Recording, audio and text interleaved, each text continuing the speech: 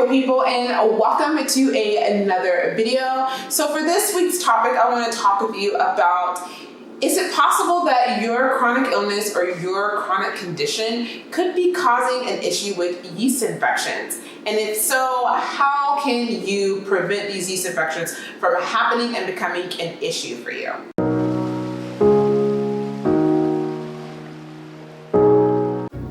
So really quick, before we jump into this week's topic, I wanted to take the opportunity to welcome anyone who is new to my channel and say hello and introduce myself. My name is Kat, but you can call me Kathleen. Now, if you are a returning subscriber or you're a returning viewer, I want to say welcome back. Now, if you're new and you want to learn a little bit more about what I'm doing here, so what I do is I upload videos each week and I discuss all things anti-aging and women's health related. If that is something that you're interested in, that you would like to learn more about how to improve your health and how to defy aging, I do encourage you to hit the subscribe button and make sure you ring the notification bell. That way you will be notified of all new videos I upload here on this channel. Without further ado, let's go ahead and jump into this week's topic. When it comes to yeast infections, I'm pretty sure that we all know that yeast infections develop from an overproduction of Candida. Candida happens to overproduce when there is a pH imbalance that causes some disruption within the vaginal flora, which opens the door for the possibility of that Candida to grow and populate. Yeast infections do have a ton of uncomfortable and sometimes painful symptoms. Some symptoms that are common with yeast infections are an itching or a burning type of sensation, irritation, vaginal pain and soreness, as well as you may notice thick cottage cheese type discharge. Now, if you're noticing that you have recurrent issues with yeast infections and they are consistently a problem for you, and you also find that you have a chronic condition or a chronic illness that you are working to manage, the two might be related. So I'm going to explain to you why this is and how these two things can be related and what you should do if this is a problem for you. So one reason that you may find that you have recurrent bouts of a yeast infection while managing a chronic condition or a chronic illness is due to the fact that since you do have a chronic illness or chronic condition, this leaves you more susceptible to getting yeast infections due to compromised immunity. And that just means when you are managing chronic illness or chronic condition, that your immune system isn't functioning at its most optimal and it's not functioning at its best. And it can leave the doorway open to having problems with yeast infections or that becoming an issue for you. The second reason that having a chronic illness or a chronic condition that you're managing can contribute to or be causing your yeast infections is if you have high sugar levels. So this is especially true for those who are managing diabetes or who have PCOS or who have any type of chronic condition or chronic illness that has any insulin sensitivity or sugar sensitivity. So basically, when you have high levels of sugar in your body, this is what yeast loves to eat and thrive on. So this gives the opportunity, or it provides yeast the actual food and sustenance that it needs to grow and to populate, which can lead to, again, issues with you having problems with yeast infection. And the third reason that your chronic illness or chronic condition could contribute to an excessive number of yeast infections for you is due to a hormonal imbalance. And this is especially true if you have a chronic condition where you have a hormonal imbalance or you are estrogen dominant, such as endometriosis, and where again you have that compromised immunity as well as a hormonal imbalance. This is going to leave the door open for yeast infections, since having fluctuating levels of estrogen, it can also lead to, again, overproduction of that Candida yeast and contribute to yeast infections becoming an issue for you.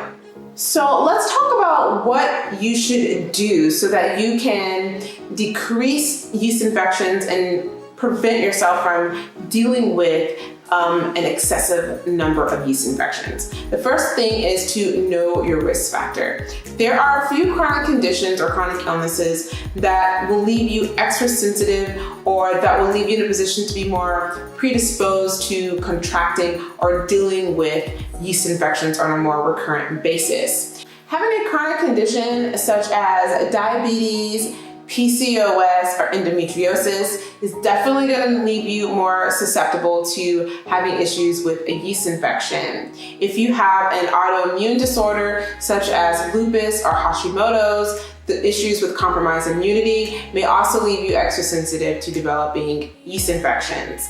If you have perimenopause or you're going through perimenopause or menopause, that hormonal fluctuation or that hormonal imbalance and that tendency to become more estrogen dominant may leave you more susceptible to having issues with yeast infection.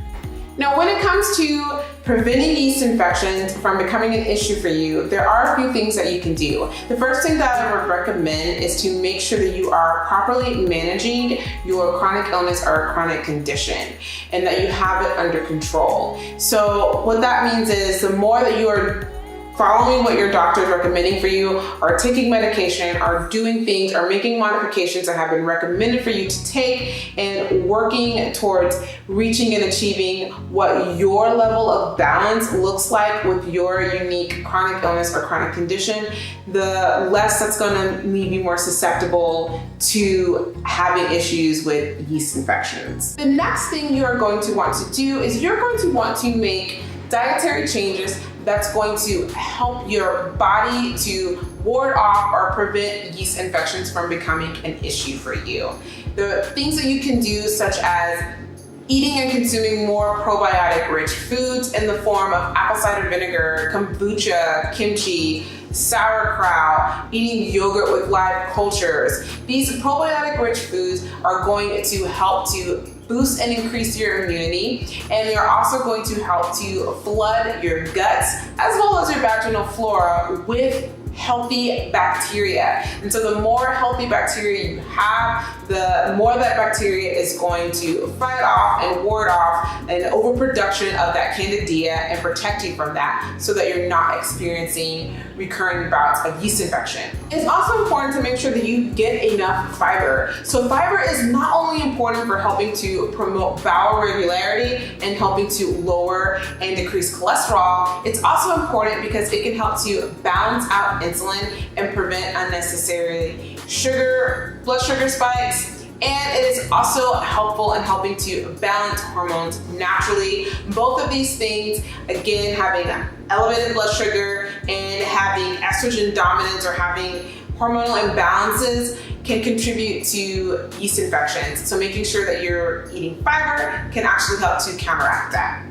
Limiting refined foods and carbs, or a lot of sugary foods. So knowing that yeast loves to eat and munch on sugar, and that's what helps it to grow, you're definitely going to want to limit and decrease the number of foods that contain a lot of sugar and contain a lot of those simple carbs. So that means cutting back on a lot of those foods that contain added sugars, foods that are baked goods like your pastries, your cupcakes, your cookies, your sweets, candy, basically all the good stuff. You're going to want to cut back on that and limit how much of that you are eating, because again, having an excessive amount of that can contribute to you having more yeast infections. So think more minimally processed foods versus processed and foods with added sugar.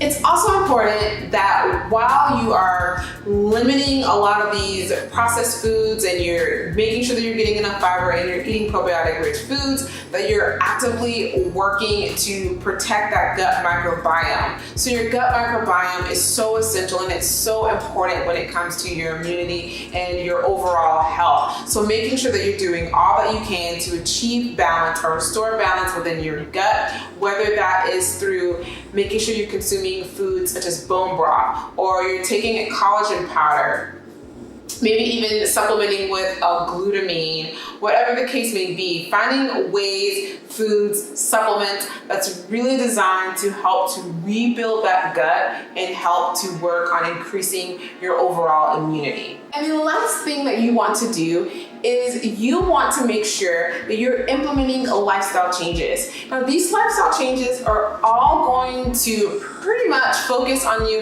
improving your feminine hygiene, and that is key when it comes to making sure that you're doing all that you can to help to prevent yeast infections from becoming a problem for you. So you want to make sure that you're doing the simple things and the basics regarding feminine hygiene, such as making sure that you are avoiding douching. Just don't douche, whatever you do. So douching is actually counterproductive. It flushes out all the healthy bacteria from your vagina. Then it's going to leave you more susceptible to developing that overproduction and that overgrowth of the yeast candida, which is going to again cause issues with yeast infections.